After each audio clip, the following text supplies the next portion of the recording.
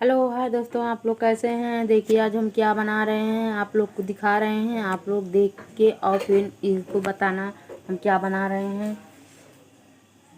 देखिए यहाँ पर हम बना रहे हैं, आप लोग को दिखा रहे हैं। देखिए देखिए देखिए देखिए यहाँ पर हम बना रहे हैं फारा।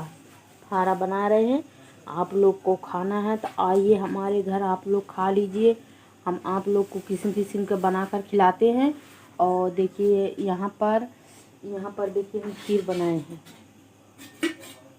देखिए देखिए यहाँ पर हम खीर बनाए हैं। और एक घन बनाए थे, सब खा लिए। आज दावत है हमारे मामा जी आए हैं हमारे घर पर खाने के लिए। हम उनको दिए थे खाना और खा लिए। और एक घान देखिए हम बना रहे हैं, इसको बना रहे हैं, ये हो गया है।